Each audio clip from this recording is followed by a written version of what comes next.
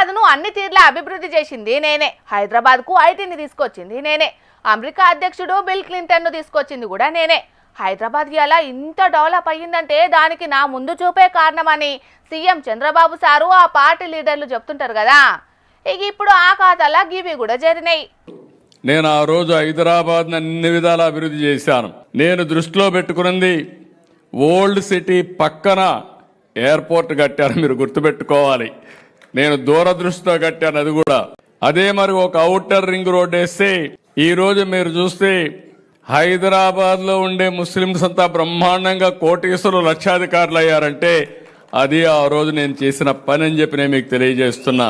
నేను ఎప్పుడూ ఒకటి చెప్పేవాడిని, హైదరాబాద్కి ఎవరు వచ్చినా నేరుగా పోయి ఓల్డ్ సిటీలో షాపింగ్ చేసే విధంగా పెరల్స్ ని ప్రమోట్ చేసింది కూడా తెలుగుదేశం పార్టీ. హైదరాబాద్ బిర్యానీని కూడా ప్రమోట్ చేశాం.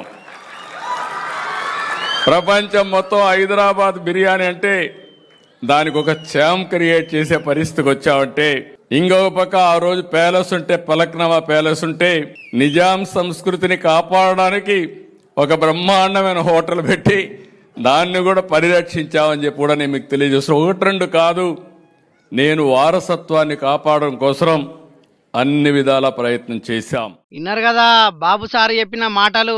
హైదరాబాద్ లో ఉన్న ముస్లింలందరినీ కోటీశ్వరులను చేసింది చంద్రబాబేనట.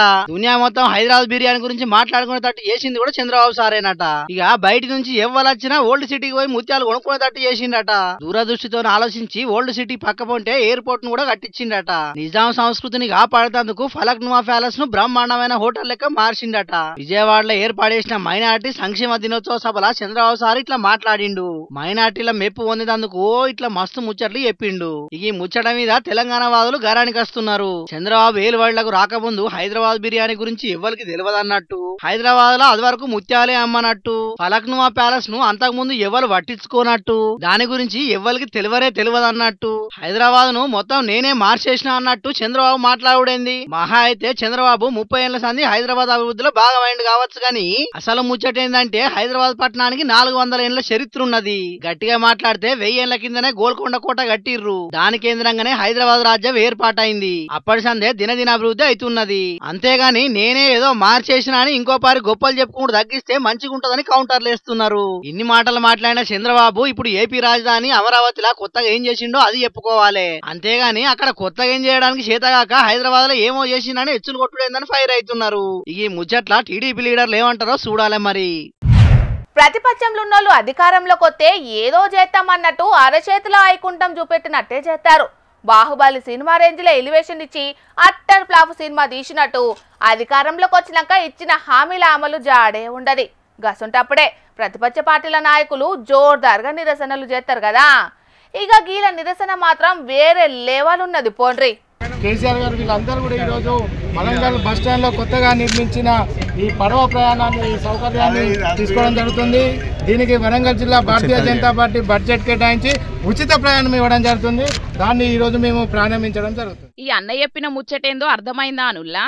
ఏందో మేము మంచిగా చెప్తాం ఇనుండ్రిగా. బీఆర్ఎస్ పార్టీ సర్కారాయాంలో 70 కోట్ల రూపాయలతోని కొత్త బస్టాండును కడతామని వరంగల్ బస్టాండును ఊలగొట్టిండ్రట. ఇక పనులు కూడా షాల్ చేసిండ్రట గాని నడిమిట్లనే ఇడిచిపెట్టిండ్రట. ఇక చేతిపాటి సర్కారేల వట్టి కూడా 2 ఏళ్లకు దగ్గరైతున్నది. అయినా ఇంకా పట్టించుకుంటలేరు. బస్టాండ్ కోసానికి తవ్విన పునాది నిండా నీళ్లు నిండి అది చిన్నపాటి చెరువు లెక్కనే తయారైంది. బస్సులు తిరగాల్సిన జాగల పడవలు తిరిగే పరిస్థితి వచ్చిందని ఆ నీళ్లల్లా పడవలేసుకొని తిరుక్కుంటా ఇట్లా వెరైటీ నిరసన చేసిండ్రు పువ్వు పార్టీ లీడర్లు. మాజీ సీఎం కేసీఆర్, ఇప్పటి సీఎం రేవంత్ రెడ్డి, మంత్రి కొండా సురేఖ మాస్కులు పెట్టుకుని పడవ నడుపుతుంటే పువ్వు పార్టీ లీడర్లు షికారు చేసిండ్రు. వరంగల్ జిల్లాల పడవ ప్రయాణం ఏంటి అని ఆలోచించవచ్చు. గత 10 సంవత్సరాలు పాలించిన బీఆర్ఎస్ ప్రభుత్వము మన వరంగల్ బస్ స్టాండ్ని కూలగొట్టడం జరిగింది. కేసీఆర్ గారి నాయకత్వంలో నరేందర్ గారు కూలగొట్టారు. ఈ కూలగొట్టి ఈ నిర్మాణం చేయట్లేదని ప్రజలు ఈసారి కాంగ్రెస్ పార్టీని గెలిపించి స్థానిక మంత్రివర్యులు కొండా సురేఖ గారిని మంత్రిగా పంపించారు. మరి 2 సంవత్సరాలు అయింది. మరి వారు ఏం చేశారు అంటే ఈ బస్ స్టాండ్లో స్విమ్మింగ్ పూల్ చేసి ఒక చెరువుని తీసుకొచ్చి పెట్టారు. అలాంటిది ఖాళీగా ఉంటుంది ఎందుకు? మరి బీఆర్ఎస్ పార్టీ నాయకులకు, కాంగ్రెస్ నాయకులకు ప్రయాణ ఖర్చులు లేవు. వారికి పడవ ప్రయాణం ఒకటి ఏర్పాటు చేద్దామని భారతీయ జనతా పార్టీ ఈరోజు ఈ బస్టాండ్లో పడవ ప్రయాణాన్ని ప్రారంభించడం జరిగింది. తెలంగాణలో హైదరాబాద్ తర్వాత ముఖ్య పట్టణమైన వరంగల్ కు కనీసం బస్టాండ్ కూడా లేకుంటే చేసిండ్రు. ఈ సర్కార్ ఏర్పాటై 2 ఏళ్లకు దగ్గరత్తున్నా ఇంకా కూడా పనులు షాల్ చేస్తలేరు. ఇప్పటికైనా పనులు షాల్ చేయకుంటే ఇంకా పెద్ద ఎత్తున నిరసనలు చేస్తామని వార్నింగ్ ఇచ్చిండ్రు పువ్వు పార్టీ లీడర్లు. మరి అక్కడ మంత్రి కొండా సురేఖ, సీఎం రేవంత్ రెడ్డి సారు వరంగల్ బస్టాండ్ పనులు ఎప్పుడు సురువు చేయిస్తారో ఏం కథనో చూడాలి. మరి అధికారంలో ఉన్న లీడర్లు అది చేసినాం ఇది చేసినామని చెప్పుడు చేసింది లేదు, పీకింది లేదు, సరుకు లేదు, సంగతి లేదు, అంత ఊత కథనే అని ఎగస్ పార్టీల లీడర్లు సురుకులు పెట్టుడు ఎప్పుడు జరిగే ముచ్చటనే. కానీ గీడో లీడర్ని చూడుండ్రోలా సీఎం రేవంత్ సార్లు చేసినామని చెప్పుకుంటున్న ఓ పనిని బట్టబయలు చేసి ఎట్లా సురుకులు పెట్టిండో. ఒకప్పుడు చంద్రబాబు నాయుడు గారు వాటర్ హార్వెస్ట్ పిట్స్ అని తీసుకొస్తే నేను ఇప్పుడు వాటర్ హార్వెస్టింగ్ వెల్స్ అని 10 లక్షలు 20 లక్షల లీటర్ల నీళ్లను రోడ్ల మధ్యలోనే పెద్ద పెద్ద బావులు తయారు చేసి భూమిలో నీళ్లు ఇంకిపోయేటట్టు చేసి రోడ్ల మీదకి వచ్చే నీళ్లను భూమిలో పెద్ద బావులు తవ్వి దాంట్లలో నిల్వ చేసి భూమి గుంజుకునేటట్టు చేసినాయాలి నేను. మొన్న వారం కిందటనో ఏమో వానలు దండిగా కొట్టి వరదలొచ్చి వంపుజాగలు మునిగినప్పుడు గిట్లా అన్నాడు సీఎం రేవంతాల్ సారు. కానీ సీఎం రేవంతాలు చెప్పిన గా పెద్ద పెద్ద బాయిలు భూతద్దం పెట్టి చూసినా వాటర్ డిటెక్టర్ ను పెట్టి ఎనుకులాడినా ఏడ కనిపిత్తలేవటనుల్లా. ఆగో ఇది మేమంటున్న ముచ్చట కాదుల్లో. మాజీ MLA Rega Kantharao sir water detector పట్టుకొని తొవ్వలన్నీ తిరిగి ఎనుకులాడిండు భద్రాద్రి కొత్తగూడెం జిల్లా మనుగూరు పట్నంలా. అగో సూత్తారు గదా రేగా సార్ ఇచ్చంత్రం. మరిగా సీఎం రేవంతాల్ సార్ అంటే అట్టిగా చెప్తాడా బాయిల ముచ్చట? అందుకే సార్ చెప్పిన దాంట్లో ఎంత నిజం ఉన్నదనుకున్నాడో ఏమో రేగా సారు. పనివాడ ఢిల్లీ నుంచి వాటర్ డిటెక్టర్ తెప్పించి గిట్ల రాత్రనక పగలనక గల్లీ గల్లీ ఎనుకులాడిండు కడమ లీడర్లందరినీ ఎమడేసుకొని. ఇక సార్ ఏమన్నాడో చూడుర్రి. మరి వరదలు వచ్చినప్పుడు మరి నీళ్ళను స్టోర్ చేయడానికి చాలా సీక్రెట్ గా చాలా ఎంత పెద్ద టెక్నాలజీతో చేసారు. దాన్ని చూస్తే మన ఏరియా మరి ముంగకుండా రేపు కాపాడతారేమో అని చెప్పేసి కనీసం ఆ టెక్నాలజీ మనం తెలుసుకుందామని చెప్పేసి మేము ఇంకా ఉన్నాం. కానీ మా బీఆర్ఎస్ పార్టీకి ఎవరికి దొరకట్లేదు. చాలా సీక్రెట్ గా వారు చేసినట్టున్నారు. అదేంటి కూడా ఎట్టకేళ్ళకి దాన్ని పట్టుకోవాలని చెప్పేసి ఈరోజు గిట్లా పొట్టు పొట్టు గ్యాప్ లేకుండా బాణాలు ఇడిచిండు సర్కార్ మీద రేగా సారు. అద్భుతమైన టెక్నాలజీ తోడి గట్టుట్లనే గా బాయిల ముచ్చట కనిపెట్టుడు వీలైతలేదట గాని ఎట్లనన్నా చేసి కనిపెడతామన్నట్టే చెప్పుకొచ్చిండు సారు. ఏడదా వీర్రో ఏ కాంట్రాక్టర్ కాపజెప్పిర్రో అన్ని ముచ్చట్లు తెలుసుకొని గప్పుడు చెప్తాం సర్కారోళ్ళ సంగతి అన్నట్టు కోపానికి వచ్చిండు. 2-3 రోజుల్లో లోకల్ ఎమ్మెల్యే పాయం వెంకటేశ్వర్లు సార్ని కలిసి వినతి కాగితం కూడా ఇస్తారట బాయిల సంగతి ఏందని. మరి దీని మీద సర్కారోళ్ళు ఏం జవాబిస్తారో తవ్విన బాయిలను ఏడని చూపిస్తారో చూడాలిగా. పబ్లిక్ ఇప్పుడు మా రాముల తాత వచ్చేయాల కదా, మరి పెద్ద మనిషి ఏడ తస్పెల్లి చేస్తున్నాడు అడుచుకుందాం పాండ్రి. ఓ తాత ఏందయ్యాల్టి సంగతి? అరే ఎవరు పోరాళ్ళు ఈ షిప్ రెంచుకలు వేసుకొని దుబారాగా తిరిగి గలేజ్ అనే పోరణోళ్ళ ఇల్లు ఎక్కడ ఉన్నదిరా? ఏ గిదేనా ఇల్లు? ఉన్నాడా వాడు? వారు తలుపులు దర్వాజాలు అన్ని తెరుచుకొని ఉన్నాయి కానీ ఎవరు సప్పుడు చేస్తాడుగా. ఉన్నారా లేరా? ఎవరు లేరా అరే ఇంట్లో? పని బాట లేనోడట పిలిచి తల కొరిగిండట. అగో అట్లుంటది మా ముసలోని కథలు. ఈ ఎవరితోని ఏం పనినకు చేసే కోలు విడిచిపెట్టి. ఏంది ముసలోడా ఇంటి ముందరికి వచ్చి వాడు వీడు అని బాగా మాట్లాడతాను. ఎందుకు వచ్చినా ఏంది ముచ్చడని చెప్పు. ఏందనేది చెప్పేదానికంటే ముందుగల 4 సంగతి. నీకు ఎంత బలుపు ఉంటే మాకే దమికిస్తావురా షిప్ రెంచుకోలేదా? ఓ నీ కొట్టుడుకు కొరివేట ముసలోడా, ఇంతకు ఆ తమ్ముడు చేసిన పని ఏందో అది చెప్పు ముందుగాల. చెప్పుడు కాదు విని చెప్పు అందుకొని దంతాలు న్యాయించను. అరే అల్కదక్కుడా మా దగ్గర పైసలు తీసుకుంటావు, మేము పోసిన మందు తాగుతావు, మేము ఇచ్చిన బిర్యానీ పొట్లాలు తింటావు. ఓట్ల నాడు అట్లా శాస్త్రానికి పోయి ఒక్క ఓటు గుద్దచ్చి నీ అవ్వ, నువ్వు, నీ అయ్యా, నీ పెళ్ళం, నీ అయ్యోళ్ళవ్వ, నీ అయ్యోళ్ళ అయ్యా అందరాకం వచ్చి ఊళ్ళో తిష్టేసి ఆటలాడతారా? అంటే మేము ఏం కావాలనుకున్నారా? ఏం కావాలనుకున్నారా? అబ్బాబ్బా ఈ ముసలోడు గాలికి పోయే కంపలన్నీ గోసికి తలిగించుకుంటాడమ్మా. ఇంతకు ఆ ఓట్ల సంగతి ఏందే? ఆ తమ్ముడు ఇంటికి పోతే నీకేంది? ఇంతకు ముచ్చటేందో సగం చెప్పరారే నాకు, నీకు పుణ్యం ఉంటది గాని. అరే అది కాదు పిల్ల, ఈ షిప్ రెంచుకలోడు హైదరాబాదు కృష్ణానగర్లో ఉంటాడు కదా అని వీళ్ళింట్లో దగ్గర 6 ఓట్లు ఉన్నాయి కదా అని మా పార్టీలకు ఫోన్ చేసి ఒక ఓటుకి 2500 రూపాయలు, ఒక ఫుల్ బాటల్ మందు, బిర్యానీ పొట్లం, ఒకటి రంగురంగుల చీర, ఈ లెక్కన 6 ఓట్లకు ఇచ్చినాం వీళ్ళింట్లకు. మరి అవి తీసుకున్న బాడకవు పోయి ఓట్లనాడు ఓటు గుద్ది రావాలన్నా వద్దా? చోరక్కు అవి తీసుకున్నాడా జేబులో నూక్కున్నాడు, ఓట్లనాడు అవి ఎగ్గొచ్చిండు, ఇంటికి వచ్చిండు, ఈ ఊళ్ళకి వచ్చి ఇక్కడ ఎగురుతాడు. ఇది పద్ధతేనా? ఇవి ఆల్కదక్కువ బాడకవుది. అరే అది కాదక్క, ఇంటికాడ ఫంక్షన్ ఉన్నదని వచ్చినాం. నీకు ఫంక్షన్ ఉంటే ఈ ఛాన్స్ మాకు 5 ఏళ్ళకి ఒక్కసారి వస్తుంది. మరి మా బతికి ఏం కావాలనుకున్నావు? ఏ ఊకోరా తమ్మి, సెలవు వచ్చింది కదా అని ఓట్లు లేకుండా వచ్చేటందుకు సిగ్గులేదారా నీకు? అడుగు, గట్ల అడుగు, లేకిని పాడుతావు గట్ల అడుగు. అదే ఓటే శాత కానోనివి సర్కారు ఇచ్చే పథకాలు ఎంత తీసుకుంటానవరా బేవకూబ్. బరాబర్ తిడతా బరాబర్ తిడతా. అసలు ఓటు హక్కును వినియోగించుకోలేనోనివి, దేశంలో ఉండే హక్కు కూడా నీకు లేదురా. నీకు ఓటేసే ఇష్టం లేకపోతే, ఏ లీడర్ నీకు నచ్చకపోతే ఓట్ల నాడు పోయి నోటా కన్నా ఓటు బుద్ధి రానుంటివి. ఓటు అయ్యవు, ఈ దేశంలో ఉంటావు, ఈ సర్కారు ఇచ్చే పథకాలను తీసుకుంటావారా? లేకిది బాడుకావు, చెప్పుతోడు కొడతా. ఇదైతే నిజమేనే తాత. ఓటు హక్కును వినియోగించుకోనలా చాలా మంది చదువుకున్న వాళ్ళే ఉన్నారటనే. ఇంకా ఓటేయని ఇటువంటి మొగల్లే పొద్దుగా లేచిందంటే 3 బాట్ల కాడ కూర్చొని జానెడు మూరడు ముచ్చట్టు మాట్లాడుతూ అంటారు. వాటర్ సప్పులలో పేజీ పుస్తకాలలో 2 పేజీలు 3 పేజీలు రాసుకుంటా అన్నమాట ప్రకారం పథకాలను అమలు చేయని అసమర్థ సర్కారు, శాతగాని సర్కారు అని ముచ్చట్లు రాస్తా అంటారు ఈ మొగోళ్ళు, ఓటేయని మొగోళ్ళు. ఇగో గిట్లనేనే మొన్నటి జూబ్లీ హిల్స్ ఎన్నికల రోజు బగ్గానే ఓట్లున్న ఓ ఇంటోళ్ళు అందరి పేరు మీద పైసలు తీసుకున్నారట. కానీ దాంట్లో సగానికి సగం మంది కూడా ఓట్లు వేయలేదట. అందుకే ఓట్లేయని ఆ కడుమల పైసలు తిరిగేయాలని వార్నింగ్ ఇచ్చినట్టనే ఓ పాటోళ్ళు. ఆ పార్టీలు ఎవరో కాదు, మా పార్టీలేనే అంచను. ఇట్లా మేము చాలా మందికి పైసలు వంచినాం. ఆ పైసలు తీసుకున్న సగానికి సగం మంది ఓట్లే గుద్దలేని అడింతకు వచ్చి మలుసుకొని పన్నారు. ఇక వీడు కూడా పట్నంలో నావోడే కదా తెలిసినోడే కదా అని అక్కడ ఉన్న మా పార్టీలకు ఫోన్ చేశారు, వానికి ఓటుకు పైసలు ఇర్రానంటే 6 ఓట్లకు పైసలు ఇచ్చిండు. మరి అవి తీసుకున్నాడు పోయి 6గురికి 6 ఓట్లు గుద్ది రావాలా వద్దా? శాస్త్రానికి ఒకటి గుద్ది వచ్చి ఊళ్ళకి వచ్చి ఇక్కడ ఆటలాడతాను. ఇంతకు మీ పార్టీ అంటే ఏ పాట అన్నట్టే తాత? గా ముచ్చట చెప్పరాదే, పుణ్యం ఉంటది గాని.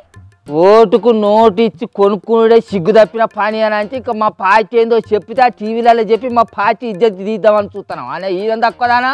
ఈ ముచ్చట్లన్నీ నీకు అవసరం లేదు, నీ వార్తలు నువ్వు రాసుకో. వాళ్ళకి తక్కువదానా? నీ సంగతి ఏందిరా చెప్పు. తప్పైందా? మీ పైసలు మీకు ఇట్లా తీసుకోరా, జర పుణ్యం ఉంటుంది. అంటే మేము మీకు పైసలు ఇచ్చింది దేనికిరా? మీరు పైసలు తీసుకొని మా లీడర్కు ఓటు వేస్తే మా లీడర్ గెలుతాడనే కదరా.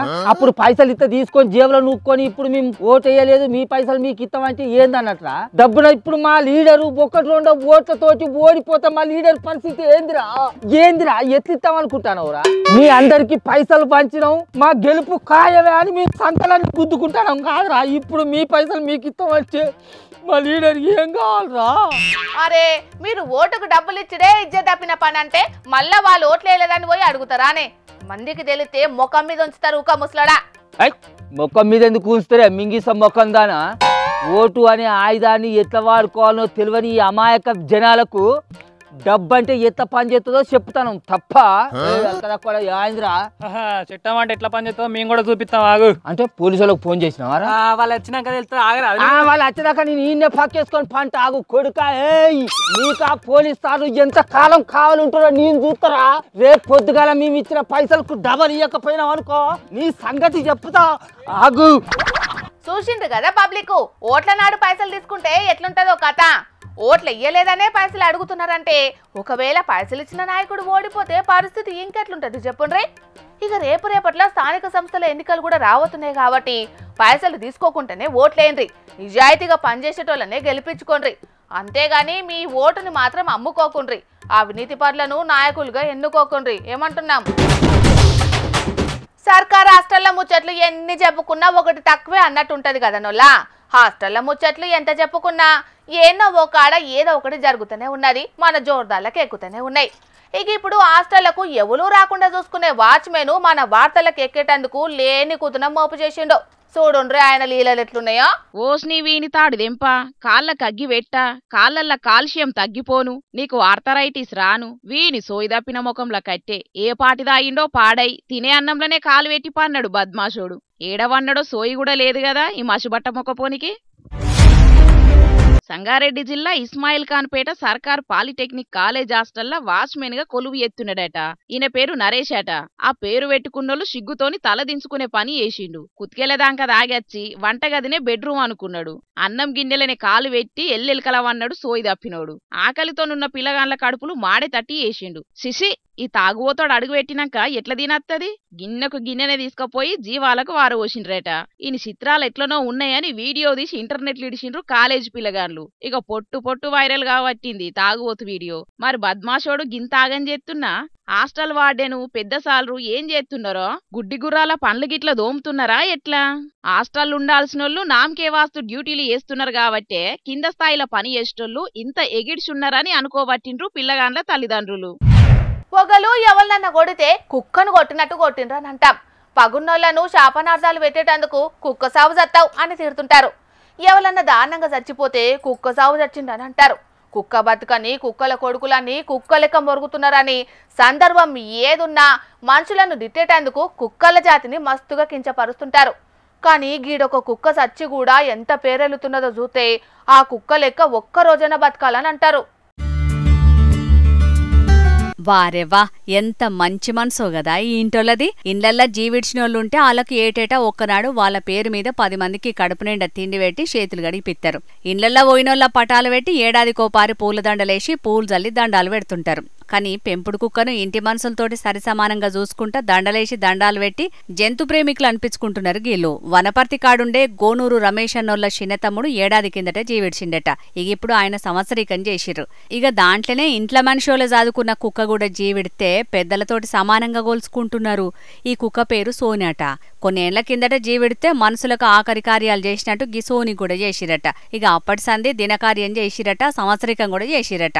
7 పెత్రమాసకు బియ్యం కూడా ఇచ్చుకుంటున్నారట. గీ కుక్కకు ఆత్మబంధువాన్ని రాపించుకొని కుక్క పోటువను ఇంట్లో గోడకు పెట్టుకున్నారు. సంవత్సరికం పేరు మీద చుట్టాలకు బంతి బువ్వ పెట్టించారు. మనుషులనే పట్టించుకునే జమానాల కుక్కను ఇంత పాయిరంగా చూసుకుంటున్నారంటే వీళ్ళను ఎంత తారీఫ్ చేసినా తక్కువే పోర్రి. ఇక సోని కుక్క ముచ్చట దునియా అంతటా తెలిసేటాళ్లకు ఈ కుక్క లెక్క బతకాలనవట్టిరు లోకం జనాలు. కండ్ల ముంగట లేకుంటేనే ఇంత మంచిగా చూసిర్రంటే బతుకున్నప్పుడు ఇంకెంత బాగా చూసుకున్నారో అని తారీఫ్ చేస్తున్నారు వాళ్ళను. కానీ ఇసొంటి వార్తలు చూసినప్పుడైతే ఈ కుక్కల బతికే నయమని అనిపిస్తుంటదుల్లా కదా. సంసారం ఓ చదరంగం అన్నారు పెద్దలు. అంటే చదరంగంలో ఎన్ని ఎత్తు పల్లాలుంటాయో సంసారంలో కూడా అన్ని ఎత్తు పల్లాలుంటాయి అన్నట్టు. సంసారం ఓ సాగరం అని కూడా అన్నారు అదే పెద్దలు. అంటే సంసారాన్ని ఈదుడు సాగరాన్ని ఈదుడు ఒకటే అన్నట్టు. సంసారం అన్నాక సవాలచ్చ ముచ్చట్లుంటాయి. మరి అందులో ఆలుమగల పంచాదులు ఒకటి. చిన్న చిన్న లొల్లులకే ఎడమొఖం పేడమొఖం పెడుతుంటారు భార్యాభర్తలు. కొన్ని లొల్లులు ఎంతకి దిగాయి. అగో అసంటి లొల్లులు తెంపి ఆలుమగలను ఒక్కటి చేసే కార్యం ముంగటేసుకున్నారు గీడ.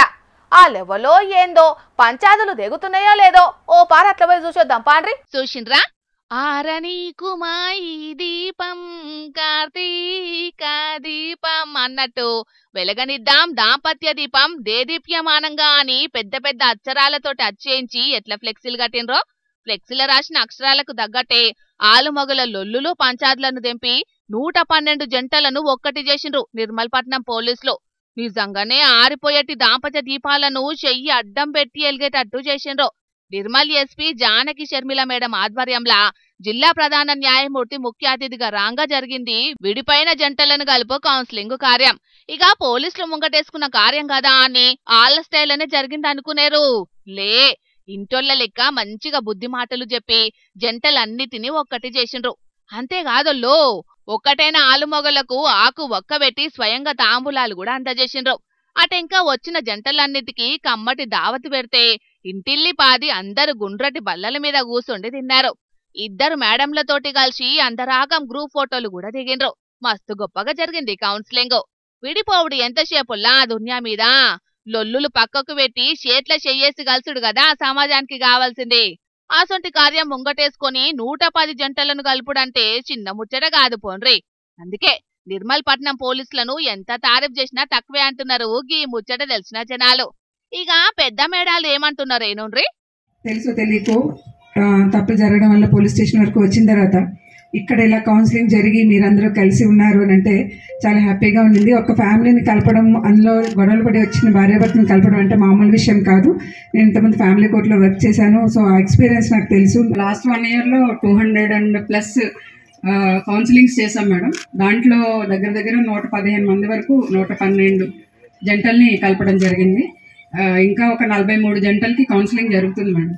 సో అందులో మేము రెగ్యులర్గా ఒక్కొక్కసారి 2 సార్లు 3 సార్లతోటే కలుస్తారు. తర్వాత ఒక్కొక్కసారి 5-6 టైమ్స్ కూడా జరుగుతాయి కౌన్సిలింగ్స్. ఆ కౌన్సిలింగ్ అయిపోయి కలవడమే కాకుండా వాళ్ళు ఫాలోఅప్ కూడా చూస్తూ ఉంటారు మేడం. ఇన్నరా ఇంకా తెగని పంచాదులు కూడా ఉన్నాయట. ఇప్పటికీ 3-4 మాటల కూసున్నా కూడా ఒక్కటైతమని అంటలేరట. మరిగా ఆలలొల్లులేంటియో మనకే మేరకగాని మళ్ళా కూసున పెట్టుకోనైనా కౌన్సిలింగ్ చేసి వాళ్ళందరినీ కూడా ఒక్కటి చేసి తీర్థమన్నట్టు చెప్తాంది ఎస్పీ జానకి శర్మిల మేడం. మరి వాళ్ళు కూడా అందరూ ఒక్కటి కావాలని కోరుకుంటా పోలీసులు చేస్తున్న ఈ ప్రయత్నాన్ని మా జోర్దార్ వార్తల తరపున కూడా తారీఫ్ చేస్తున్నాం. అట్లనే కలిసిన జంటలన్నీ మల్లో తాపు ఏ లొల్లులు లేకుండా కడదాకా కలిసి ఉండాలని దీవనార్థులు కూడా పెడుతున్నాం. ఇక తెచ్చిన వార్తలన్నీ అయిపోయినాయి. ఇవుల్లా ఇయాల్టి జోర్దార్ వార్తలు. మళ్ళొచ్చి జోర్దార్లా మళ్ళా కలుద్దాం. అప్పటిదాకా చూస్తూనే ఉండండి హెచ్ఎం టీవీ. అట్లనే ఇంకిన్ని మంచి మంచి వార్తల కోసం హెచ్ఎం టీవీ యూట్యూబ్ ఛానల్ని సబ్స్క్రైబ్ చేసుకోండి. ఈ సొంటి ముచ్చట్లు ఆడమస్తుగుంటాయి. అన్ని ముచ్చట్లు మీ దాకా చేరాలంటే తప్పకుండా గంట కొట్టుండ్రి, లైక్ చేయండి, ఈ ముచ్చటను మీ దోస్తులకి షేర్ చేయండి. ఏమంటున్నాం? సరే మరి, టాటా.